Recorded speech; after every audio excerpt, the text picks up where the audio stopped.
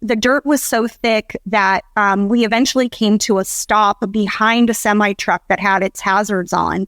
And my husband was just like, I don't feel comfortable behind this semi. I need to move the car. And so he moved to the shoulder.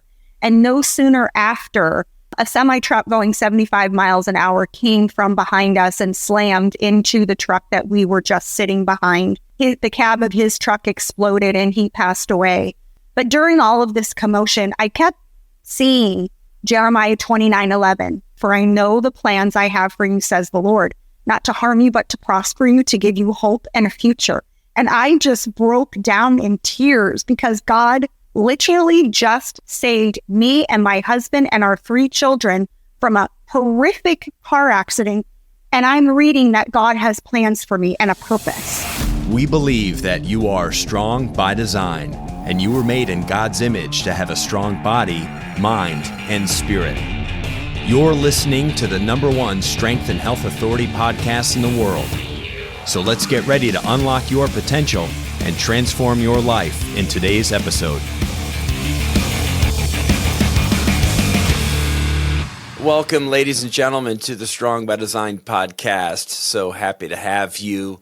Always fun recording a new episode here when I get the opportunity. As you know, if you've been listening to Strong by Design over the years, we take turns. We have some different hosts of the show. I'm Chris Wilson. We have Jared Haley. We have Tanya Fines and the great Mike Westerdahl, the founder of Critical Bench, who also does some episodes. So we like to share the load a little bit, and sometimes we like to just do podcasts amongst ourselves with more of an internal conversation here. But with Strong by Design, we do a lot of interviews, a lot of interview-based conversations.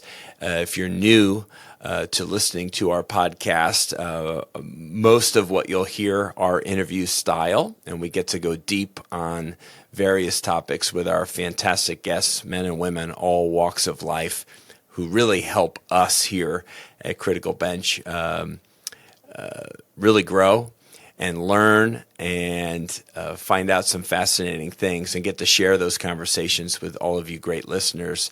If you're a longtime listener of the show, we welcome you back. We thank you so much for your support.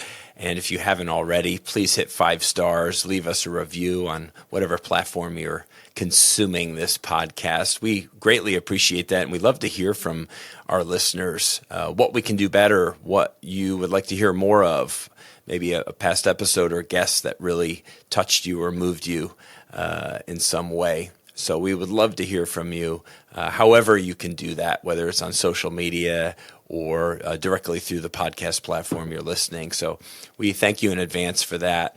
So we have a special guest today. She is a sister of some pretty famous people that you are no doubt familiar with. In fact, her slightly older brother was on our show several months ago, Mr. Kirk Cameron. And our guest today, our very special guest, is Bridgette Cameron, and it's Ridenour, correct? Yeah. Is how you pronounce your last name? I didn't want to mess that one up, but I'm pretty sure I got it right. I'll give you credit. It's close. I'll give you credit for it. Okay, I'll take partial credit. She's the proud mom of 4 kids. She's a wife. She's a best-selling author and speaker. She actually worked for 20 years as a stand-in in Hollywood alongside some of Hollywood's most well-known famous child actors and stars. And today's conversation is really going to dive deep into her journey, which led to the writing of her book, Overlooked. And I'm really anxious to find out more about Bridgette and what it was like to go through life with some pretty high-level siblings who were, very well known. Of course, I grew up, I'm dating myself here, but I grew up mostly in the 80s. I mean, that's when I was 5 to 15 years old. So I was a huge Growing Pains fan growing up and have followed Kirk's, life quite a bit over the years with all the movies and things that he's been doing in the world. And of course, everybody knows her younger sister, Candace, who's been on Full House and then the 2.0 version of Full House that I think is still going. I don't follow network television as much as I used to, but so Bridgette being the big sister in the family sometimes was probably a little bit, I don't know, I'm sure came with a lot of challenges. I don't know what that must be like. I'm sure our audience would be curious. What was life like with kind of being in the background, if you will, to your siblings kind of getting a lot of attention? Yeah. Well, Chris, first of all, thanks for having me today. I'm happy to be here and share my story. But yeah, I mean, if you have siblings, if your listeners have siblings, our household on the inside was a total normal family, brothers and sisters and chores and fighting and arguing and homework and all of that. But then on the outside, yeah, it was kind of crazy. Two of my siblings were famous. Sometimes we couldn't really go to like an amusement park or dinner or something without someone coming up, recognizing them and asking for autographs and things like that. But one of the things I love most about my parents was that they always kept us together as a family, the four of us kids. We do have a sister, Melissa, in between Candace and I. So there is four of us, and my mom and dad always tried to include Melissa and I in those public appearances with Kirk and Candace. If she could take the first class tickets and turn it into coach so we could all go, my mom would do that so we could all go as a family. I mean, I say that one day we could be walking the red carpet at the Golden Globes and literally like the next night, my family's watching me in like an elementary school play or something. It's just what we did. It's just how our family worked. And so, yeah, I mean, it was kind of weird and crazy and exciting and scary outside of those walls. But inside we were just a normal family with all the stuff that goes on with. Yeah, I think people, they forget that it's kind of like, when you're a kid, and we've all been there, when you're a kid and you bump into your school teacher, like at the grocery store. Yeah. And then all of a sudden you're like, oh, you go grocery shopping too? It's like, yeah, I'm like a regular person. Yeah. I do regular things. It's your family was a family. You had 4 children and parents, and you were siblings who yelled at each other and played with each other and did family things together. I mean, the whole thing. I mean, Kirk was just a typical older brother, like just, teasing and tormenting and, all that stuff. I mean, it was all of that. So, wow. Different. Yeah. Right. And so you're, at this time, obviously you're all, I see, fairly close in age. What's the age gap from Kirk, the oldest, who's only less than a year older than you, to your youngest sister, Candace? Well, there's Melissa is the middle. So between Melissa and Candace and I, there's 2 years and 4 years. So, and then Kirk and I are 11 months apart. My mom was crazy. Sometimes I always say, Mom, what were you thinking? But then I'm like, Dad, what were you thinking? I know. No, but it was great. It was so great. Kirk and I are very, very close. Just, in our sibling relationship, and Melissa and Candace are very close as well. But yeah, we all, just grew up very close in age, and all of our cousins. And I mean, that's a whole nother podcast story, is all of our cousins. My mom's sister, now if you can like visualize this and have your listeners kind of visualize this, my mom's sister married my dad's brother. Oh my two goodness sisters gracious. marrying 2 brothers. So we have first cousins that have the same bloodline and all the same grandparents and everything. So it was just like crazy. And we grew up with lots of cousins and aunts and uncles and all of that. So it was a fun childhood. It really was. Yeah. Wow, that's pretty cool, and yeah, that's a fairly big family feel to your gatherings, I would suggest. Every year for everything, it was like, gosh, just our immediate family. There's 75, 100 people. Just that's not including friends that we want to have over. That's just aunts, uncles, cousins, grandparents, all of that. So right. Wow. Yeah, I can understand how that would kind of probably bring everybody back to reality on some level too, where obviously ego and that celebrity kind of status would it's going to kick in for most people. I would say that's probably hard to avoid. But when you're surrounded by a lot of family, they still see you as family. Yeah. They don't necessarily see you as the person on the magazine cover or on the TV show. They know you as a intimate family member, and so I would guess that probably brought your brother and sister back to kind of more of a normal normal feel, rather than kind of, I don't know, people can really get carried away with themselves, can't they? If they really feel like they're... Yeah, absolutely. Yeah. And like I mentioned earlier, I mean, Kirk had chores, Candace had chores, we had homework, and they had Melissa and I had, our homework. Kirk and Candace did their homework on the set, but inside, like I said, inside that household, we were a normal family. So Kirk got in trouble for teasing us and doing all that. So, and sisters fought, and we shared, I shouldn't say we shared clothes. We took each other's clothes and things like that. So, just a normal. I did the same thing. Yeah, I would sneak into my brother's closets. My brothers are 5 years older than I, and I would take their clothes and wear them secretly. Yeah. And then they would find out, and be a little bit angry about that. Wear their favorite shirts. Exactly. That's just how it was. So what was, I got into this, Jared and I, when we spoke with Kirk, and when he was 17, 18 years old, and he had a massive shift in his life, as he was kind of really already very well known at that point on a hit TV show. But he started to grow in his faith. And what were you, being so close in age with him, what was your walk like in those childhood or teen years, around that same time as Kirk, when you were in your 17 to 20 age range? Were you also going through kind of a faith journey at that point, or were you kind of distant from any kind of connection there spiritually? Well, I think at that point, yes, I think my spiritual journey had just started. A lot of people, when they see the Cameron family, or they've heard of the Cameron family, pretty much most people will think, oh yeah, they grew up in a Christian home. Like that's just what they've done. And actually that is the complete opposite of what our childhood was like.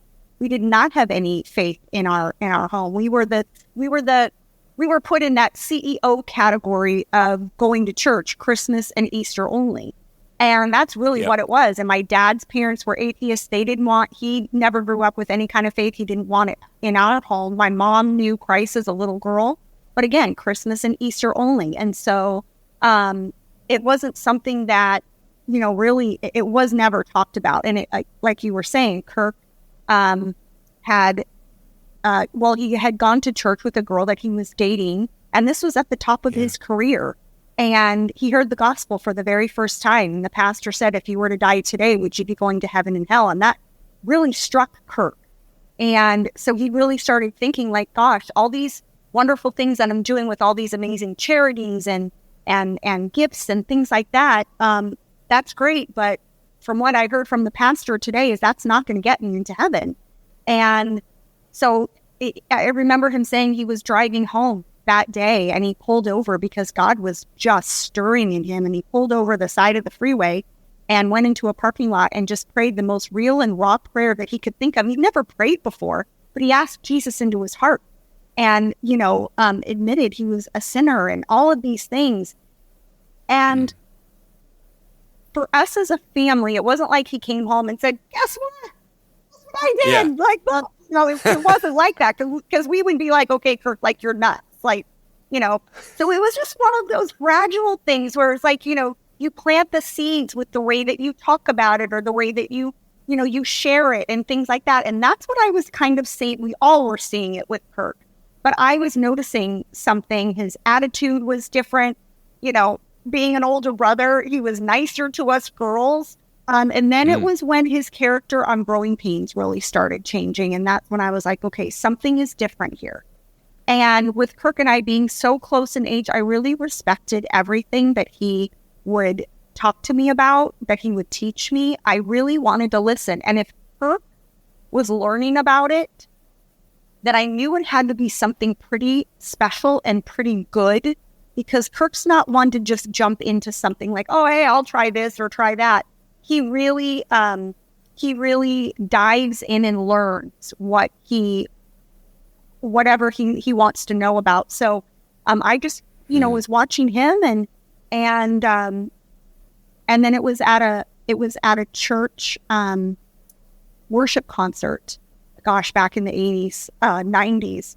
And, I was just overcome with emotion and just feeling God stirring in me. And I was just crying. And the pastor there, gave the altar call if anybody wanted to come up. And Kirk saw me just, hysterically crying. And he said, Bridge, do you want to go up there? And I said, yeah, I think I do. And again, I really didn't know what I was doing, but I knew that I was asking Jesus into my heart, and that I was going to start feeling the way that Kirk was feeling about this, and I can learn more and all that. And so that's kind of when my spiritual journey started. And then it slowly kind of trickled down into our other sisters, and then my mom.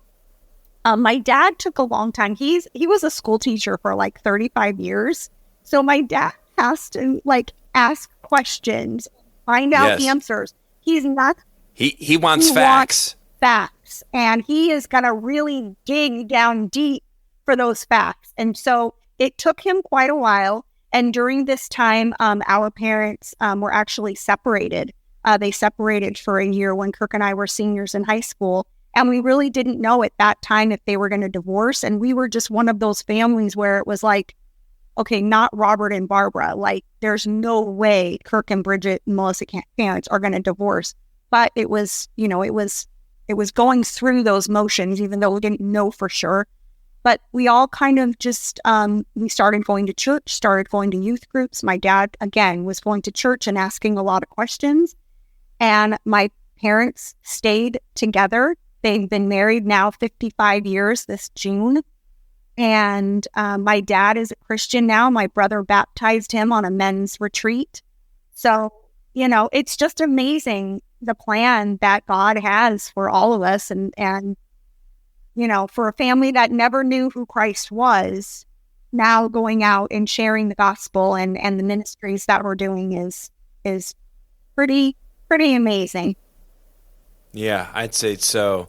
I think so many people have a longing and something within them where they're seeking and they're searching for something to fill the gaps. Yeah. And the questions that they have about our life, our existence, why are we here? All the big questions that we've had since we were little. When you're a little kid, you ask a lot of these why questions, and I think a lot of adults grow up with these why questions. And I feel like it's a God-sized hole that can't be filled by anything else other than God. Amen. And it takes, and everybody, I think, has these realizations at different points in their life. Some people from very young, come to know Jesus, come to know the God, and some take much, much longer, like your father. And that's okay. It's kind of like everyone's journey doesn't have to be the same. And if it was, well, that would be boring. Right?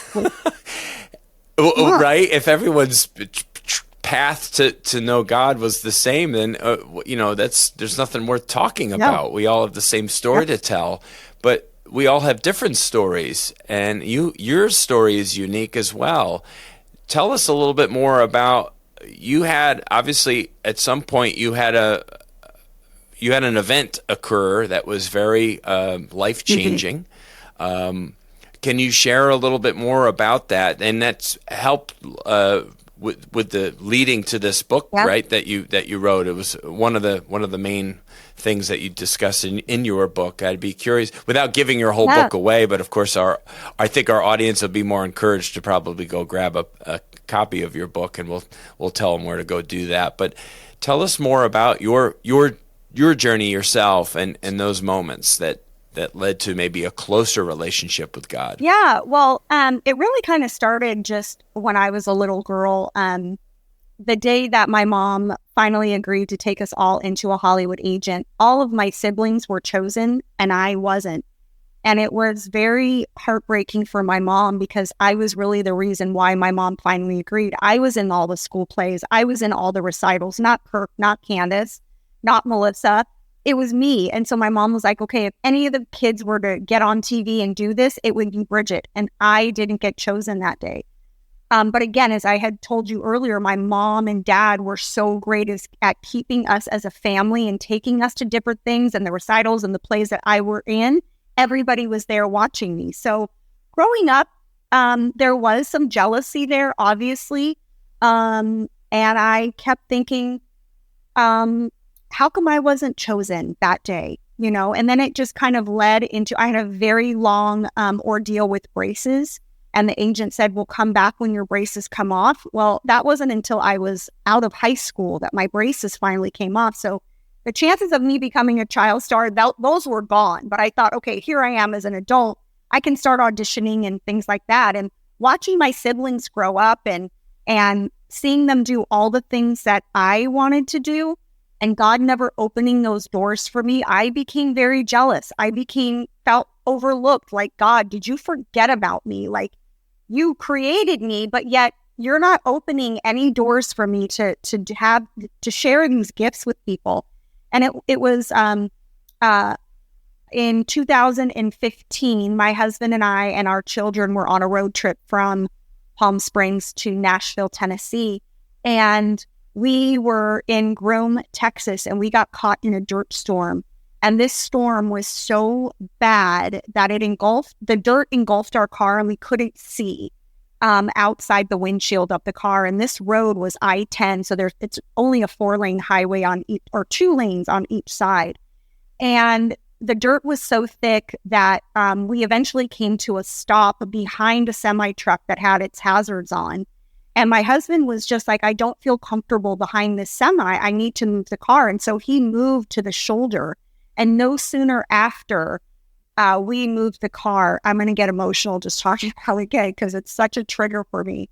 A semi-truck going 75 miles an hour came from behind us and slammed into the truck that we were just sitting behind. The cab of his truck exploded and he passed away. And it was like a Hollywood movie. The heat from the fire, the sound of the metal, the screeching of the tires, everything. I mean, it was literally right next to us. And I was in the back seat of the car. My husband was driving with and my youngest son was in the passenger. And then my older son was in the second seat and my daughter was in the back seat. And I felt God telling me to get her up next to me. So we did, and we buckled her in. And no sooner after I buckled in her seatbelt, a second semi-truck came from behind, did not stop, slammed into the back of our car, pushed us down into a ravine. And now trucks, cars, everything was on fire. The second semi-truck driver jumped on the hood of our car and told us to get out because the cars were on fire. We were able to get out to the side of the road. And there was so much commotion going on. I had no idea where I was. I was in Groom, and all this dirt and smoke now is filling the air. I had no idea, but I called 911. But during all of this commotion, come to find out that there were 7 semi-trucks that hit each other in our car. And we walked away without a scratch, all 5 of us. And then unfortunately that one fatality. But during all of this commotion, I kept seeing Jeremiah 29:11. And I just kept seeing it. And I couldn't put my finger on it, like why? And honestly, if someone were to ask me in that moment what Jeremiah 29:11 was, what verse that was, I couldn't tell you. But I knew God was trying to tell me something, but I didn't know. And so we eventually got to the motel in Groom, and I knew that there was a Bible in the nightstand of that motel room. And I burst through the doors and I opened up the Bible, and right there, God gave me my life first. Jeremiah 29:11 that says, "For I know the plans I have for you, says the Lord, not to harm you, but to prosper you, to give you hope and a future." And I just broke down in tears because God literally just saved me and my husband and our 3 children from a horrific car accident. And I'm reading that God has plans for me and a purpose. And then I heard God speak to me, to my spirit. And he said, "Bridgette, all those years when you were little that you thought that I forgot about you. I've never forgotten about you, and I've never overlooked you. I have plans for you, but you need to trust me that it's in my timing that I will show you when and where those are. And if God were in that room at that moment and said, hey, in 2024, in 2023, you're going to be writing a book and speaking and going out and telling your story, I would have thought it was crazy.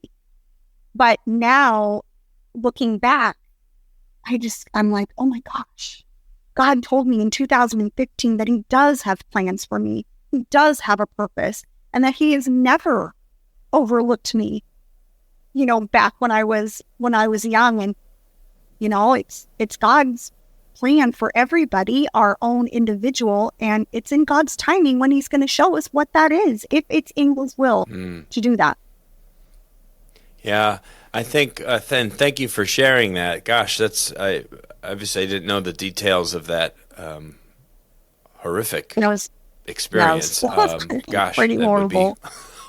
You would never forget any of the details of it. The smells, the sounds associated with, semi trucks smashing into each other, and goodness gracious, it'd be terrifying. But, it makes me think of, there's a scene, I'm sure you're familiar with the series The Chosen, which has just taken the whole world by storm, and it's such an amazing story brought to camera. Jesus comes to life, I think, for a lot of people in this, as he should be. It brings the Bible to life. And there's a great moment where he talks with little James. It's Jesus and little James. And little James has a physical ailment. And Jesus has been working all these miracles and healing people in front of all of his closest disciples, his apostles. And they're witness to all the wonderful things that Jesus is doing. And James is like, I've seen you do all these amazing miracles, work these miracles, and yet here I am still with my ailment. And it's a real profound moment, because Jesus is looking at him and saying, like, I could just heal you, but isn't it even more powerful for you to be following me with this burden that you have, and still pouring into others, and still professing your faith in me and my works and all of these things one day you will be healed in heaven, but some of us are just so strong that we can carry these burdens. We can carry these things with us, I think, in our lives, because it helps other people. And we don't see it the way he sees it. He sees the whole story. We only see these few years that we have here on earth, but he sees the grand scheme, the grand plan. And I think it's just certain people. So I think it's because of your strength, you're able to bear these burdens, and to be able to then share your story and your journey with other people to empower them is really where I see it. Well, yeah, thank you. Yeah, I mean, some people just, their whole life is like, why me, God? Why did you pick me? And it's just, I mean, I love that, because it's like, because God chose you. God chose you for a reason. God chose you to have those ailments, or God chose you to be, the ones who are in the accident to survive, or whatever. And we may not understand it fully and clearly now, but yeah, it's amazing. Yeah, it is amazing. I've mentioned, like, the ripple effect of life, and if people are on the side of a pond or a lake and in calm water throwing pebbles or rocks, and then you have all these overlapping ripples that kind of intermingle and come into contact with each other, and we don't realize the massive ripple effect that we create in other people's lives, in their world, and how that maybe sets somebody else off on to do great things if it wasn't for our story. the things that we had to go through to then share with someone else and touch them and move them in a direction. And so there's that. I knew it. I knew we were going to get it. I knew you were going to get your company. How many? Now this is fun. I like we like animals. We're pet friendly here on Strong by Design. So how many dogs do you have? Just the one. She's a mini golden doodle, and she is the apple of our eye. And so I don't know. She probably saw a bird or something fly by, and she got all excited. Of course, right. Well, the kids now, are your children grown? How old are your children? Let's see. My oldest is 23. My middle is 20, and our daughter just turned 18. Okay, so so they're some are probably already out of the house, not yet. Or close to it, not yet. Okay, we're kind of pushing, but we're like, okay, we love you, but get going. But so the dog has become the baby. Oh my the dog's the baby of the family. The dog. Our oldest son has very he's got bad allergies with cats and dogs, so we never grew up. One little childhood little fun fact: we didn't grow up. Us kids, we didn't grow up with dogs and cats because Kirk was highly allergic to those type of animals. So our family, our pets were snakes. Kirk had a massive, whatever you call it. Like a python or something? Not just one, maybe like 2 or 3. Yeah. But he was working on it on the movie like Father Like Son with Dudley Moore. He actually named one of his pythons Dudley. Yeah, and it was. Oh my gosh! Did he really? You know that's hilarious because I growing up I was a huge Dudley Moore fan. I loved the Arthur movies. I just really enjoyed his character, and I actually asked him when we interviewed him. I said, "What was Dudley Moore like? What was he like? Did you enjoy your time on set with him?" And he probably hadn't been asked that question in quite a while, or it brought a smile to his face, and I thought that was pretty. It's funny that you happen to mention that same movie. Because I love that movie with the two of them together. It was very funny. That was fun. Wow. That's hilarious. So you have this experience, which has now led to you doing speaking and the writing really of this book. So tell us a little bit more about what else that you're sharing and overlooked as the sister of these very prevalent kind of famous folks that have been around for a few decades now. I mean, and what else are you looking to accomplish with this story that everybody kind of has value? Is that kind of really, even if they're not seeing it in themselves? Well, where Overlooked came from is just, again, I really didn't have, intentions to start a speaking career or anything like that. But again, it was just something that God really put on my heart. And it was kind of like twofold, like the book and the speaking engagements kind of like fell into place together. And I was just connected with the right people.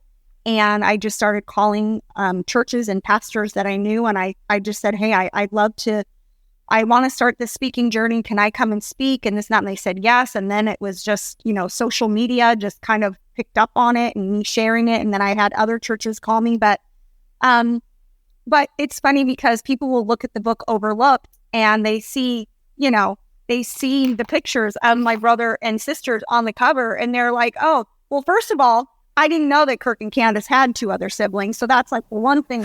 They're like, who are these mystery people that are, coming out of the woods? And then when people, see Overlooked, they're like, oh, this is going to be a Cameron tell-all book. Like, she is going to give the dirt on the Cameron family, and it's really not any of that.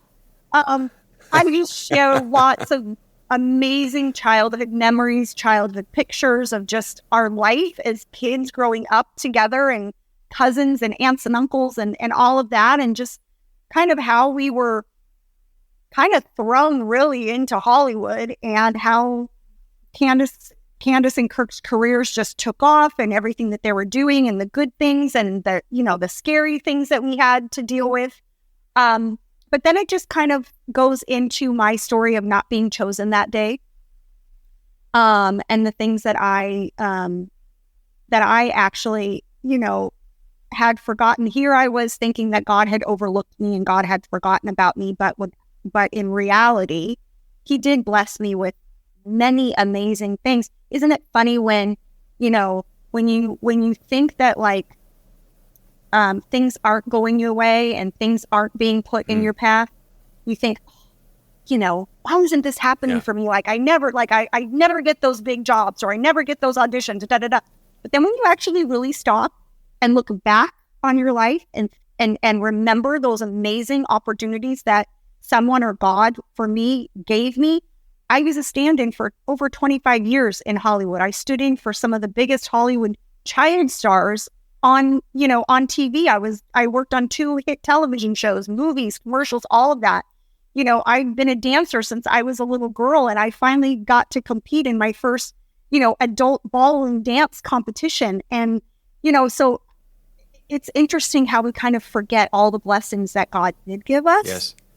So it kind of takes you through that as well. And I have a couple, the accident story. I also have a, earlier you had mentioned that I have 4 children, which I do. But I talk about 3 because I did have a miscarriage, and I talk about the miscarriage in my story as well. And so, I think Overlooked really just kind of talks about a lot of different things we all go through. And I think everybody can relate to to feeling overlooked at some point in their life. Men, women, whether it be in their jobs, in their marriages, in their life, their friends, whatever, looking and comparing. That's like the hardest thing is comparison. We always compare ourselves to other people. And it's like, yes. I mean, it'd be easy for me to say, don't compare yourself. I compare myself still, and it's hard. But I think what we have to remember is that God writes a better story than we ever can. And your story is different than my story, and my story is different than her story, and so on and so on. So, and you were saying earlier, if we all had the same story of coming to Jesus, like it'd be so boring. Like it would just not be fun. But God writes a better story than we can. And so I always just say, give God the pen. Let him write your story and see what amazing things he is going to do for you and doors that he's going to open for you, because it could be something that you never thought. I never thought I'd be going around speaking, or even writing a book for that matter. I mean, I thought, writing a book, what am I going to talk about? Like my childhood growing up in Hollywood, like, okay, like whatever. But, here we are, and it's touching lives, it's touching hearts. And I'm thankful that God gave me the life and the story and, the journey that he's given me and that I'm on right now. Yeah. Well, it's so much to unpack there with what you've said. Obviously, I mean, we've all had those moments of sibling rivalry or being in competition with our siblings, being frustrated with their successes and seeing all of our shortcomings and only seeing their accolades and seeing their rewards and all of their great moments, and really kind of questioning, well, why am I not getting some of those? And you know what, those things do come at different times for everybody. There's no doubt about it. And I think it's only natural. It's just part of life. And that comparison thing that we all have are capable of kind of being stuck in. Comparing your neighbor's home, your neighbor's vehicle, right? Your coworkers, this, your siblings, that, your friends, this, your friends, that. But ultimately, I've had those moments as well. When I'm in my home with my family, I've had also those moments where I'm like, yeah, but no one has my family. Yeah. Man. Oh. You know, I'm so proud of my family, how grateful I'm going to get emotional, how grateful I am for my wife and my daughter and my son and our home and our love for each other and what really matters. It doesn't matter what car is sitting in the driveway or how many square feet my house is or how green my grass is. How strong is my love for the people that matter the most in my life?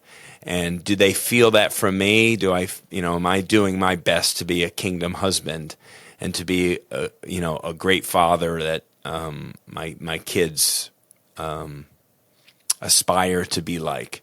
And so, I mean, those are the things that matter most.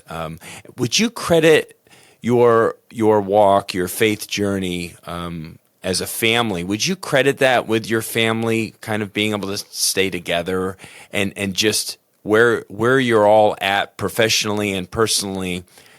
It sounds like you're all in a good place right now. Would you kind of credit that kind of coming to Jesus as your family's like staying a family? Yeah, I mean, I think I would. I mean, my goodness. I mean, it could have so easily gone another way that, some people have seen other child stars go. I mean, it certainly could have gone that way. But looking back on it now, I think that I would say God chose us. For whatever reason, he chose us for a purpose now, for the ministry and everything that Kirk's doing, Candace is doing, I'm doing, Melissa's doing, all of that. And he knew that. But I think getting us into Hollywood was laying the foundation of getting our family to become this known family. And he had his hedge of protection. He had his hand over us clearly, because he knew the darkness of what Hollywood could be. And yes, we totally could have gone that direction. I mean, Kirk was presented to it. Candace was, presented to it. And I've been to some of those Hollywood parties. It was just it just wasn't our thing, and even though, my mom and dad weren't walking with the Lord at the time, and none of us were, and my mom and dad were never like, you cannot go to that party. It was just like, hey, make the right choices, make good decisions. And really, it just wasn't us. I don't know. I don't really know how to explain it. Yes, I could say it's because my family kept us together, or my parents did. But, when we walked outside those doors, we could really, have gone a different direction. Yeah. And I credit God for just kind of being there without us really even seeing or knowing who he was. Yeah, right. Yeah, because you see all of the negative, the fallout, the family breakup, the addiction, the drug use, just the bad decisions that just seem to stack up on top of each other once you achieve a certain level of celebrity. But people can fall prey to their own whims and ego.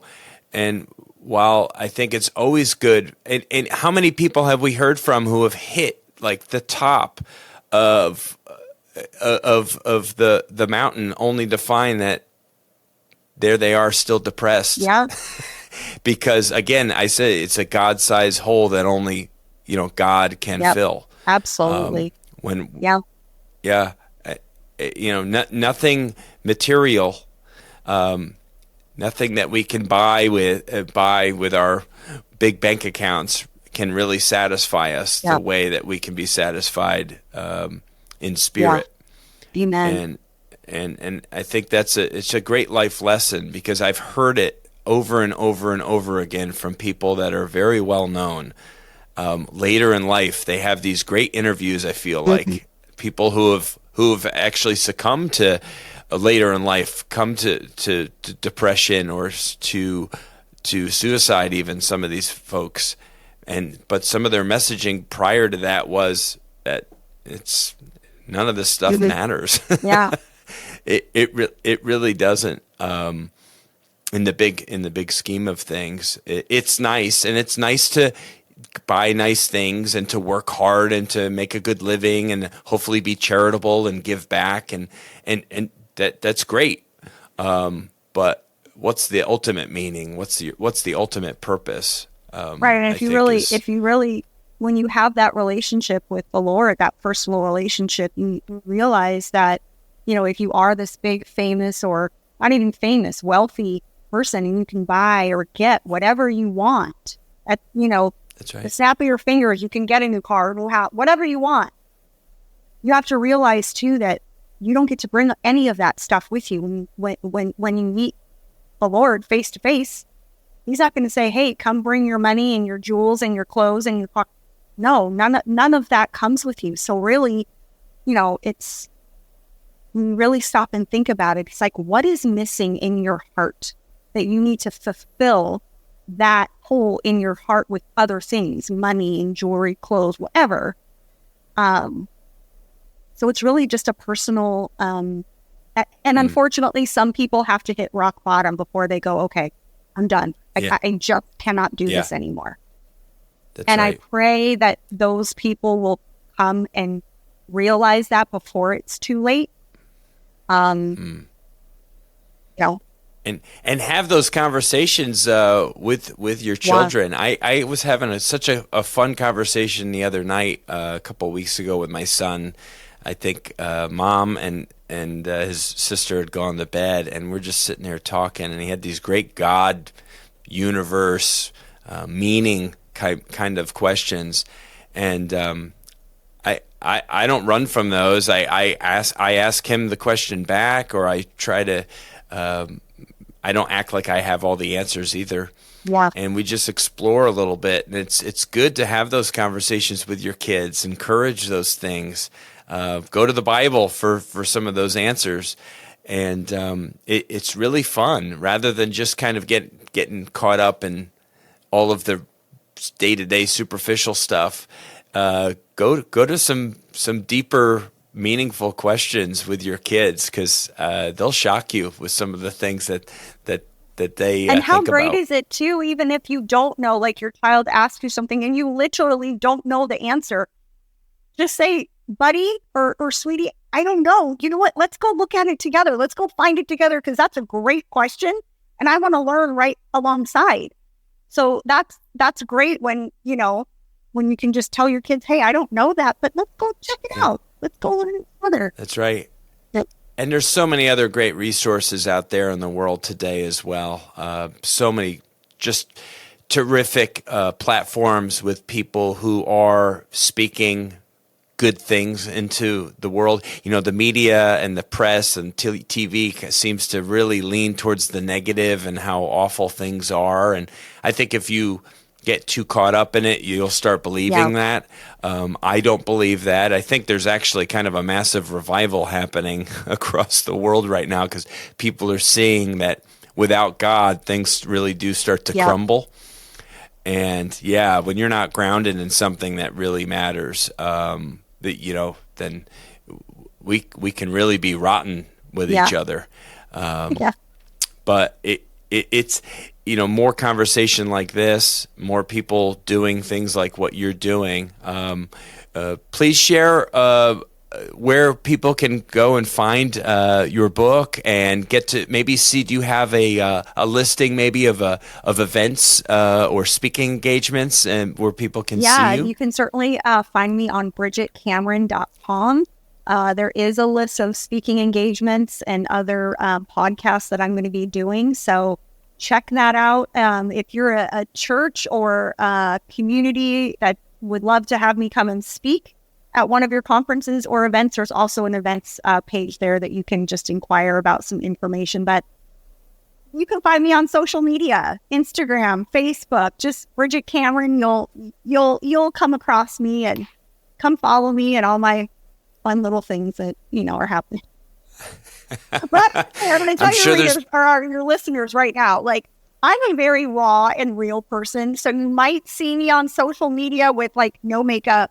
You might still see me in pajamas, like walking the dog, things like that. Because I was going to say the dog's got to be in trust there. Me. She is in there. She is in there. Yeah. But yeah, so I try to keep it as real as possible. So it's fun.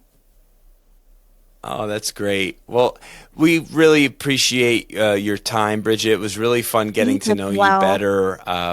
It's always great to have a conversation that is, meaningful and touching, and I think very helpful to people who have gone through difficulties, who have maybe felt overshadowed in life, don't know what their purpose is or see value in themselves. It's really great to hear from someone like you who's willing to talk about it, and it's very healing, I think, for people. And so thank you for what you're doing and spreading your message, and it's really terrific. And so listeners, please go check out Bridgette's book, Overlooked. Go to bridgettecameron.com to learn more about where she's speaking, and it's been a real pleasure to have you. Chris, thank you for having me today. It's been fun.